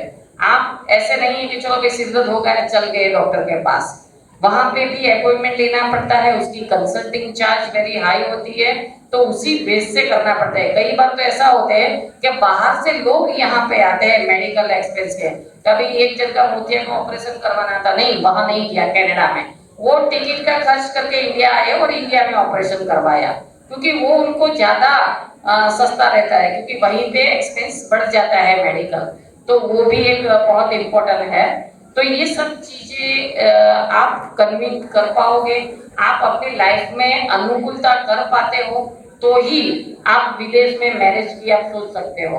कई बार क्या होता है कि भाई किसी ने फोन कर दिया या मेल कर दिया कि नहीं ये अच्छा लड़का है, आप जरा देख लो, तो फोन और ईमेल से ऐसा कोई मैरिज का गठन नहीं करना चाहिए कि नहीं फोन आ गया या कोई मध्यस्थी या समाज के लिए बड़े पर्सन है उसने बोल दिया कि नहीं ये अच्छे परिवार है। अरे आपने कुछ, आपने परिवार ने, अपने माँ बाप ने कुछ ऐसी खातरी की कि नहीं ये सही है, ये बढ़िया है लड़का, उसका कोई इंक्वायरी की कि नहीं, तो ये भी ख्याल रखना चाहिए। और वो जो विदेश में रहता है वो लड़का हो या लड़की, तो उसका मैरिटल स्टेटस पहले जानना चाहिए कि वो मैरिड है या अनमैरिड है। मैंने आगे बताया कि भाई वहां पे तो कॉन्ट्रैक्ट मैरिज भी होता है, सर्टिफिकेट मैरिज भी होता है, तो वो वहां पे मैरिड है या अनमैरिड है वो जानना चाहिए। अगर वो वहां रहता है या रहती है तो उसका फाइनेंशियल स्टेटस क्या है, उसकी प्रॉपर्टी है, उसका जॉब है तो कहाँ है, उसका नंबर, वो जो वोटर आईडी नंबर होता है, जैसे यहाँ हमारा कैसा आधार कार्ड नंबर होता है तो वहाँ वोटर कार्ड आईडी नंबर है, तो वो नंबर पे उसका रजिस्ट्रेशन है, वो जॉब कहाँ पे करता है, उसकी कितनी सैलरी है, उसका बैंक स्टेटमेंट क्या है, मंथली उसका इनकम क्या है, अगर वो रहता है रेंट पे रहता है या फिर वो खुद का प्रॉपर्टी है। अभी वीजा का प्रकार, वो स्टूडेंट वीजा पे गया है या फिर परमानेंट वीजा है उसका, या विजिटर वीजा पे गया है, तो ये सब इंक्वायरी भी इतनी इम्पोर्टेंट है। कई बार कई लोग ऐसी हकीकत छुपाते हैं कि भाई वो विजिटर वीजा पे है, कई बोल देते कि नहीं वो हमारा पीआर होने वाला है, लेकिन हुआ नहीं है, फिर शादी कर लेते हैं। और लड़की लोग को क्या होता है, फैमिली को कि नहीं नहीं अच्छा लड़का है, हमको वैसे घुमाना नहीं है, कर ही देना है शादी। फिर शादी करने के बाद लड़का यहाँ पे रजिस्ट्री करवाने के बाद वो विदेश चला जाता है, फिर आता नहीं है वापस। कई बार ऐसी समस्याएं आती है कि वो आता नहीं है, फोन कॉल लेता है, फिर वो फोन कॉल भी बंद हो जाता है, फिर बाद में जब पूछते हैं तो पता चलता है नहीं आप वीजा करवा लो, तो क्या नहीं वीजा का खर्चा काफी हो जाता है, 8-10 लाख हो जाता है। आपके पिताजी को बोलो कि वीजा का खर्चा वो करे, अगर वीजा का खर्चा वो करने के लिए तैयार है तो फिर मैं प्रोसीजर आगे बढ़ाता हूँ। ये डायरेक्ट इनडायरेक्ट डाउरी को टच करता है कि भाई केस लेन देन की बाबत, पहले तो ऐसी बात हुई नहीं थी कि वीजा का खर्चा आप करोगे, अभी बाद में ये बात कहाँ से आई कि वीजा का खर्चा भाई आपको ही करना है। तो कई बार ऐसे मैरिज शुरू होने से पहले ही खत्म हो जाते हैं, क्योंकि पता चल जाता है कि इनकी तो नियत नहीं है, उनकी नियत तो पैसों में है, कि बोला ही नहीं था। तो ये बात भी क्लियर करना जरूरी है। कई बार ऐसे डॉक्यूमेंट्री एविडेंस भी गलत हो जाते हैं कि नहीं तुम्हारी एज ना अभी 18, तो 18 में 1 मंथ बाकी है, फिर भी कई बार ऐसे होता है कि नहीं आप एफिडेविट कर लो ना कि आप 18 कंप्लीट हो गए, लेकिन कहीं पे भी गलत एफिडेविट करना नहीं है। कई बार फॉर्जर ऐसे डॉक्यूमेंट चाहे 1 मंथ के लिए भी क्यों किया तो ये फॉर्जरी तो बनती ही है। बोगस दस्तावेज क्रिएट करना तो ये एक क्रिमिनल ऑफेंस है। तो ऐसा कोई भी दस्तावेज करने का नहीं है। अपना खुद का पासपोर्ट खुद के पास रखना है। फाइनेंशियल सिक्योरिटी कि भाई आप अगर शादी करने के बाद वहां गए तो आपका बैंक में अकाउंट होना जरूरी है कि भाई आपको इन केस पैसे की जरूरत पड़ी तो आप बैंक से पैसे उठा सके। आपका हेल्थ इंश्योरेंस जरूरी है। वहां पे मेडिकल एक्सपेंस ज्यादा है तो हेल्थ इंश्योरेंस के लिए आपका जो प्रीमियम है वो मेंटेन होता है कि नहीं तो वो जरूरी है। वहां के जो रहते हैं तो वहां के आजू बाजू पुलिस हेल्पलाइन नंबर, कोई एनजीओ है तो एनजीओ का नंबर आपके पास होना चाहिए। अपना असली पासपोर्ट वीजा आपके पास होना चाहिए। कोई नजदीक का रिलेटिव है तो उसका नंबर भी होना चाहिए। ऐसे पूरा प्रावधान आपके पास होना चाहिए ताकि कुछ भी दिक्कत आई तो वो आप सॉर्ट आउट कर सके। अभी ये 4 साल पहले की एक बात है कि कनाडा में एक लड़की की शादी कनाडा के लड़के से हुई जो लड़की सूरत की थी। फिर वो उसके साथ वो लीगली वेडेड वाइफ, ऐसे कॉन्ट्रैक्ट नहीं पर मतलब लग्न नोंदणी अधिनियम मैरिज रजिस्ट्रेशन एक्ट के अंतर्गत उसने शादी को नोंदणी करके फिर बाद में वहां पे गए। वहां पे जैसे जाते हैं कनाडा में तब उसने देखा कि वहीं पे एक लेडीज वहां पे थी। तो वो लड़की बोली जो गई शादी करके, ये कौन है? देखिए ये मेरी पहली वाइफ है और उसके साथ मेरा कॉन्ट्रैक्ट मैरिज हुआ था। तो क्या तो आपने मुझे बताया क्यों नहीं? तो आपने मुझे ये नहीं बताकर अच्छी बात नहीं की। तो कि नहीं ऐसा नहीं है, यहाँ पे तो सब चलता है। अरे वहां पे चलता होगा लेकिन यहाँ पे भारतीय संस्कृति में हिंदू लग्न अधिनियम में एक ही लग्न अलाउ है, दूसरा लग्न अलाउ नहीं है विदाउट डिवोर्स। डिवोर्स के बाद ही आप दूसरी शादी बना सकते हो, उसके पहले नहीं। वहां पे कॉन्ट्रैक्ट मैरिज अलाउड है। तो वो बोला कि नहीं ये मैंने शादी कर ली थी, अभी हम दोनों जॉब करते हैं, आप घर संभालो। वहां पे कोई सर्वेंट नहीं मिलते हैं तो कई बार कई लोग क्या करते हैं अपने पेरेंट्स को बुला लेते हैं काम करने के बहाने, भाई काम करने करेंगे उसका काम निकल जाएगा।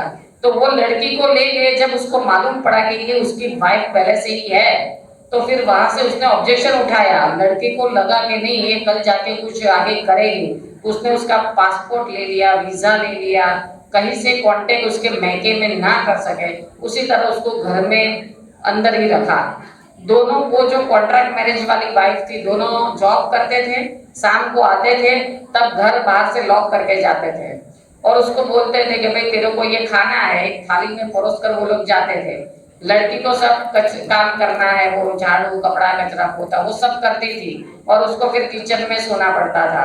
काफी परेशान हो गई क्योंकि वो उसको ऐसे बिल्कुल एक्सपेक्ट नहीं किया था कि इस प्रकार वो उसकी शादी हो लेगी। तब जाके एक दिन उसका हस्बैंड वो भूल गया मोबाइल घर पे, तब जाके फटाफट उसने एक फोन कर दिया अपने मामा को। फिर उसके मामा को बात बताई दी कि मैं ज्यादा बात नहीं कर पाऊंगी लेकिन ऐसी ऐसी घटना यहाँ घटी है। तो उसके मामा ने उसके माता पिता को बताया और जैसे तैसे करके वहीं वो लड़की के घर पहुंचे। तब पता चला कि जो लड़की मैरिज करके गई थी और उसकी फिजिकली कंडीशन इतनी खराब हो गई थी कि पूरा खान पान के बिना ही उसके फिजिकल इफेक्ट होने लगी थी।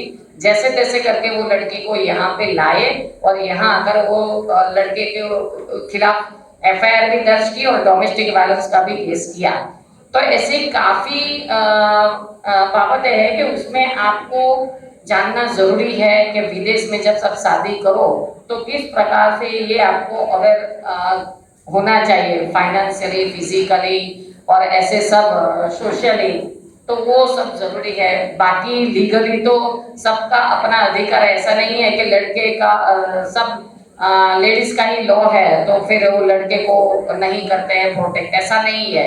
जब गलत फरियाद होती है तो लड़के को भी उसका प्रोटेक्शन मिलता ही है।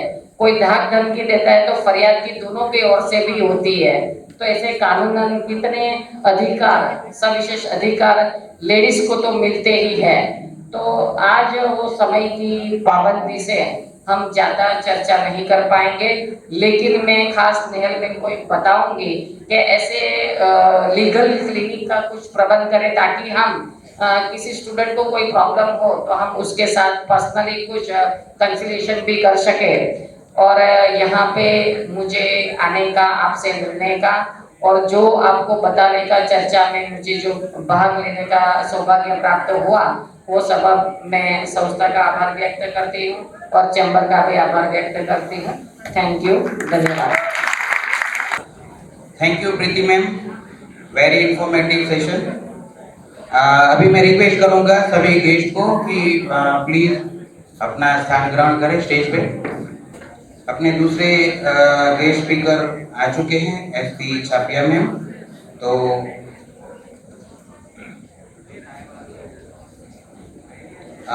मैं रिक्वेस्ट करूंगा हमारे गेस्ट रमेश भाई को कि छापिया मैम का पुष्पगुच्छ और मोमेंटो से स्वागत करेंगे। और परेश भाई से रिक्वेस्ट है साथ में जुड़े।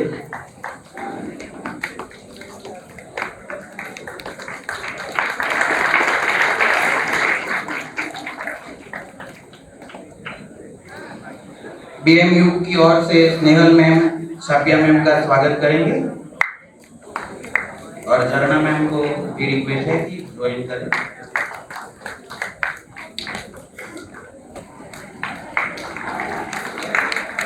जोरदार ताली के साथ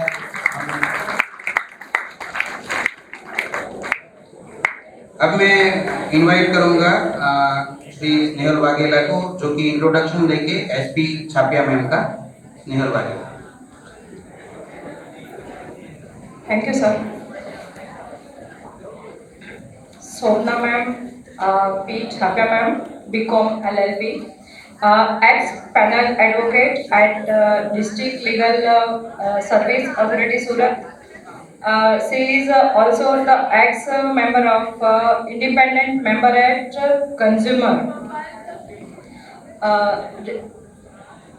She is also the lecturer in JC Sir Arts and Commerce College. She is a panel advocate at BMIS Surat, visiting faculty at Bharati Maya Optometry and Physiotherapy College.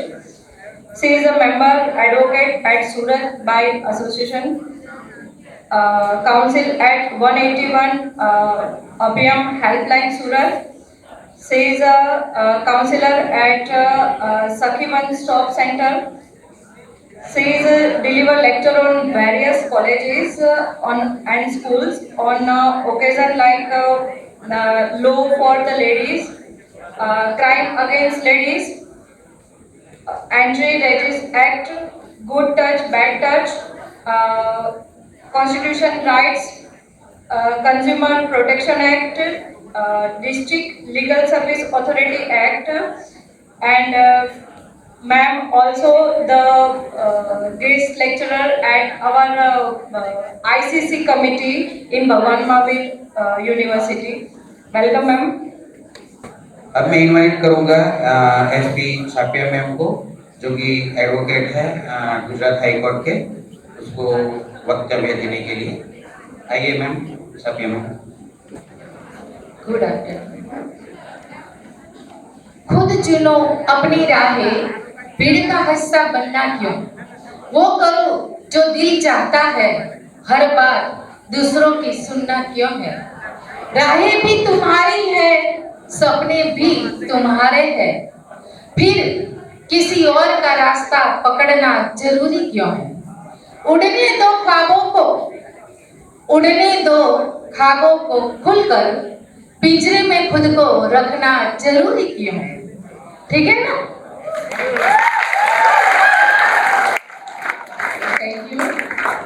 Thank you. बस यही तो, इसी तरह से हम यही सोचते हैं कि इंडिया जो है, हमें यहाँ से उड़ के फॉरेन में, एब्रॉड में पढ़ाई करना है, हमें स्टेटस बनाना है, आगे पढ़ना है, पर वहाँ जाके जब कुछ असलियत का पता चलता है, कुछ मुश्किल का पता चलता है, तब क्या करें।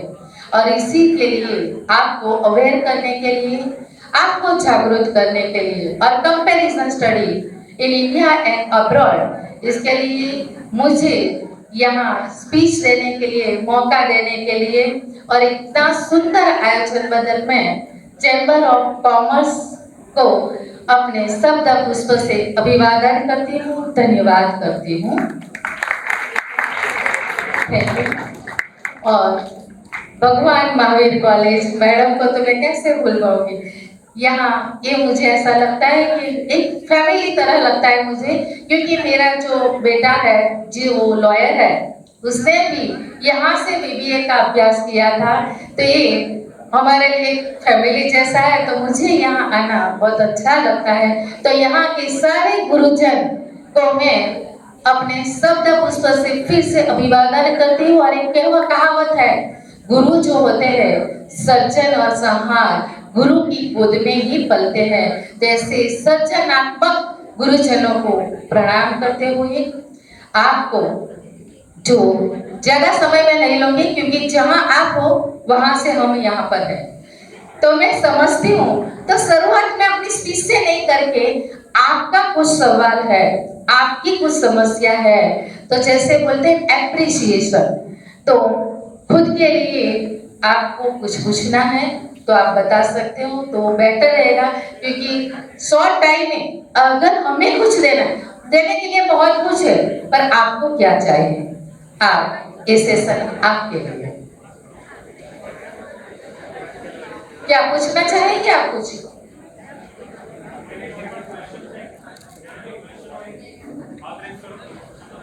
चलिए,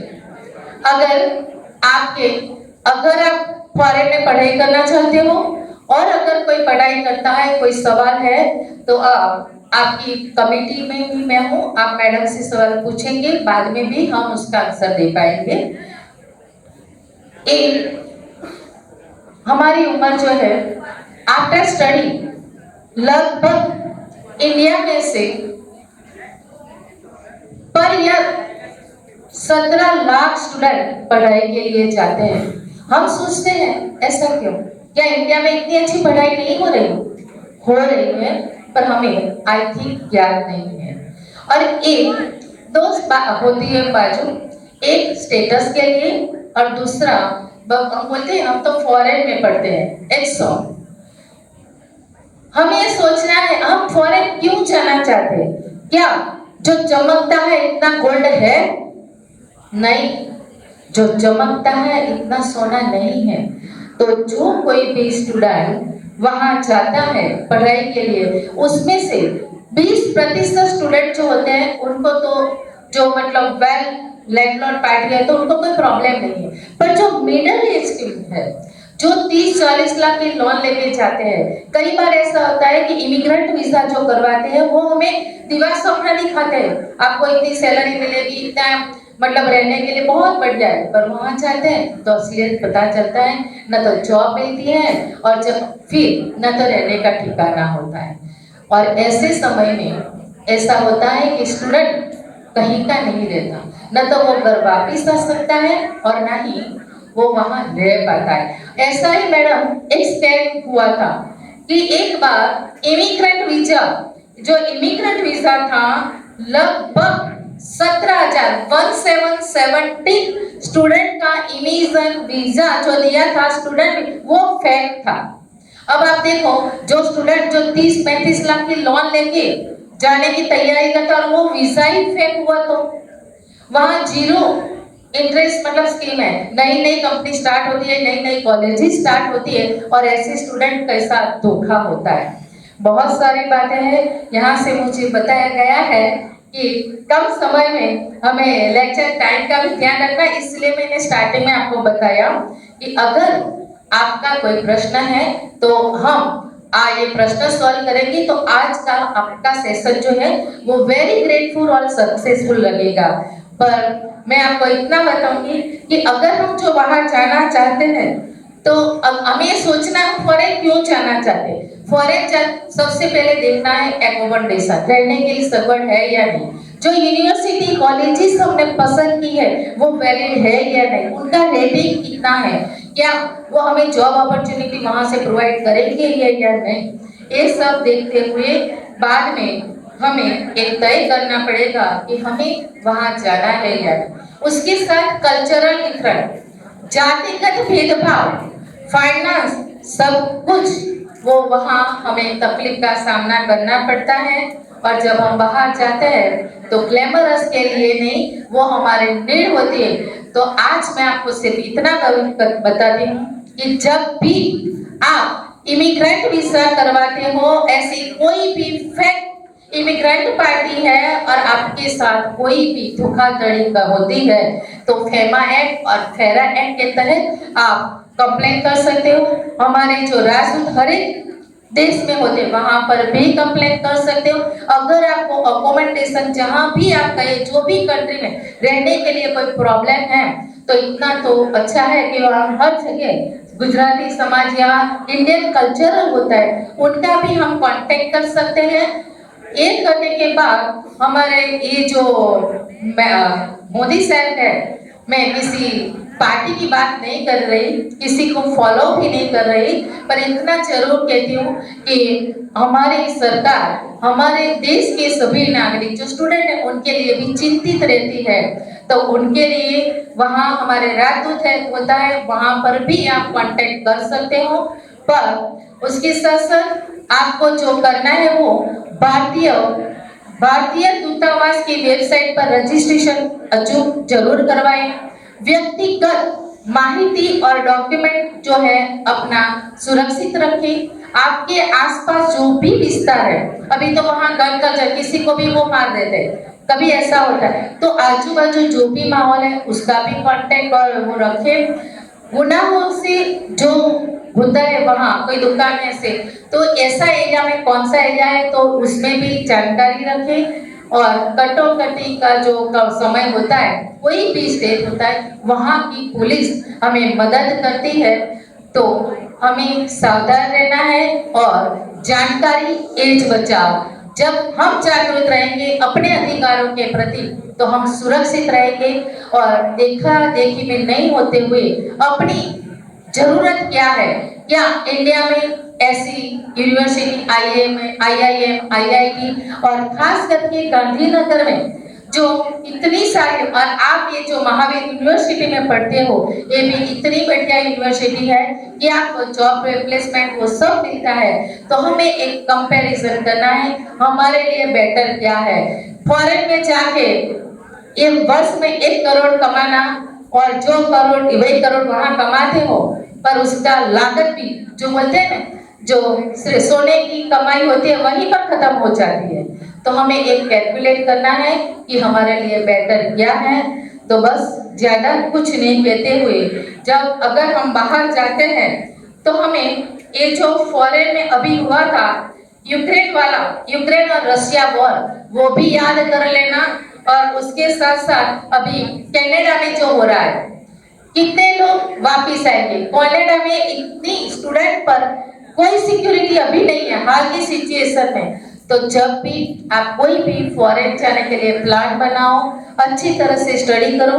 आज का समय थोड़ा कम है, चाहेंगे अगर मैडम ने चाहा तो डिटेल्स में एक और सेशन करेंगे स्टूडेंट वीजा के बारे में और स्टूडेंट की कंप्लेंट है उसके बारे में। और चैम्बर ऑफ इंडस्ट्री से मैं एक अपील करूंगी कि जिस तरह से गोदरेज यूनिवर्सिटी IIM एक तरफ है, ऐसे ही गांधीनगर में मेरी अपॉइंटमेंट अभी गांधीनगर में हुई है, तो हमने देखा है पूरा जैसे बेंगलोर जैसा लगता है, जॉब रिप्लेसमेंट से लेके सब कुछ यहाँ पर है। तो आपके माध्यम से स्टूडेंट हमारा स्वावलंबन, फॉरेन वाले अगर इंडिया में आते हैं तो हमारी इकोनॉमी वहां पर हम क्यों जाने दें। हमें हमारी इकोनॉमी की, हमारा राष्ट्र, हमारा आर्थिक जो बाजार है सत्तर बनाना है। तो वही जहां हम खड़े हैं वहीं से लाइन बनाएंगे। हम इंडियन हैं और इंडियन ही रहेंगे और इंडिया में सबको बिजनेस लाएंगे। ऐसे ही गुजारिश के साथ धन्यवाद। Thank you.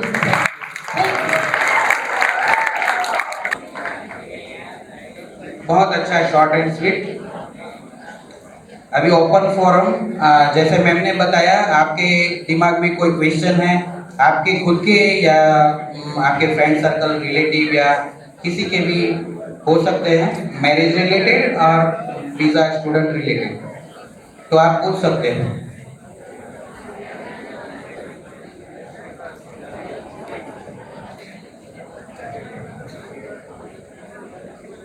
Any question? आप पूछ सकते हो, जैसे मैम ने बोला कि फैमिली लाइफ सिचुएशन है, तो आप कोई भी क्वेश्चन आपके दिमाग में है पूछ सकते हो।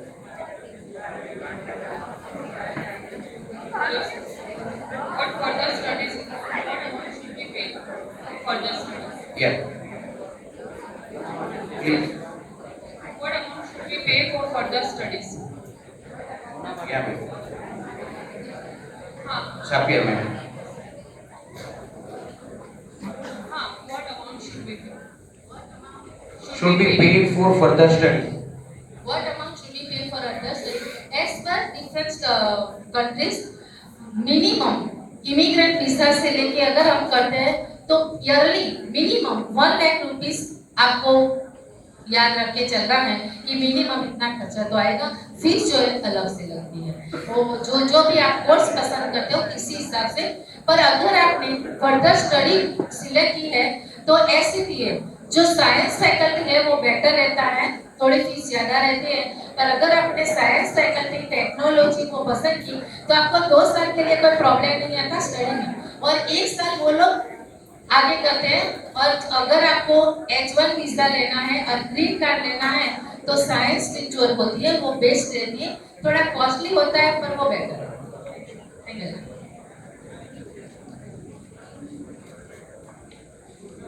और कोई क्वेश्चन? मैरिज और स्टूडेंट रिलेटेड कोई क्वेश्चन है तो बताइए। लगता है आगे। मैडम सब लोग फुल्ली अवेयर है। हाँ, ये सिचुएशन में 2 चीजें हैं मैम, या तो सबको सब कुछ पता है या कुछ भी पता नहीं। तो क्या है एग्जैक्टली? सब कुछ पता है। ओके, वॉट ऑफ थैंक्स के पहले मैं 2 पॉइंट्स रिमाइंड करवाऊंगा। एक तो फीडबैक फॉर्म आप रजिस्ट्रेशन काउंटर पे जमा करवाइए, और सेकंड लंच के लिए भी अरेंजमेंट हो चुका है। तो वॉट ऑफ थैंक्स के बाद में जैसे सर गाइड करें वैसे आप लंच के लिए जाइएगा।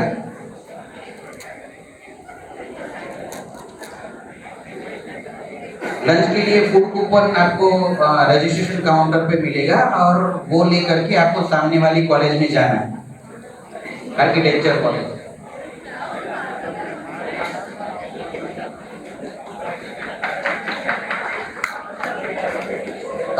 फीडबैक फॉर्म याद रख के जमा करवा दीजिएगा। अब मैं वॉट ऑफ थैंक्स के लिए श्री परेश भाई लाठिया को इनवाइट करूंगा, जो कि ग्रुप चेयरमैन है SGCCI।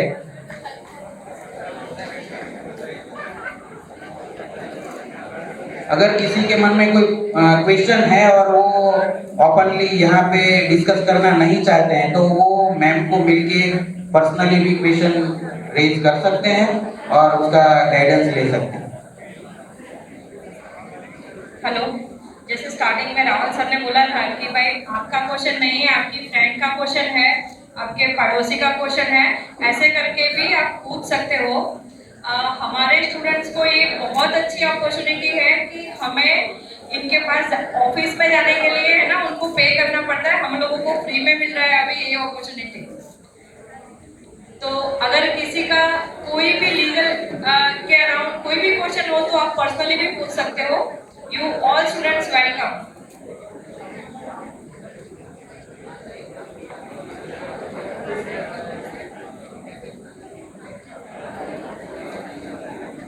Thank you, dignitary on the dais of the dais. ये प्रोग्राम जो मैडम ने समझाया ये तभी सक्सेसफुल रहेगा कि आप समझ चुके हो क्या बात हुई। आप अपने पेरेंट्स के साथ भी ये शेयर कर सकते हो कि फ्यूचर में कुछ अगर आपके साथ कुछ होता है तो पेरेंट्स को कुछ मालूम नहीं रहेगा क्या गवर्नमेंट कैसे आपको हेल्प कर पाएगी। तो ये अपने शेयर कीजिए फ्रेंड के साथ, फैमिली के साथ भी। यहाँ पे मैं धन्यवाद प्रकट करता हूँ श्रीमती प्रीतिबेन जोशी जी और SP सापिया जी का कि आप यहाँ पे आए और हम सबको ये मैरिज अवेयरनेस के बारे में अवेयर किया। Thank you. और energy centre government of Gujarat का एक डिपार्टमेंट है, उसका representative mister Ramesh ji Raval special हमारे लिए गांधीनगर से आए और हमें प्रोत्साहित किया, मोटिवेट किया, उसके लिए आपका थैंक यू सर। और ये प्रोग्राम को सपोर्ट करने के लिए भगवान महावीर यूनिवर्सिटी के वुमेन सेल के chairperson doctor Zarna ji and in charge principal Shrimati Snehal Vaghela ji का मैं आभार करता हूँ कि आपने हमें सपोर्ट किया और एनआरजी सेंटर का जो भी आइडिया है वो यहाँ पे शेयर करने का मौका दिया। Thank you madam. और एनआरजी कमेटी के चेयरमैन कल्पेश लाठिया, को चेयरमैन चेतन भाई सेन और मेंबर भावेश भाई और चैम्बर की पूरी टीम का मैं आभार प्रकट करता हूँ।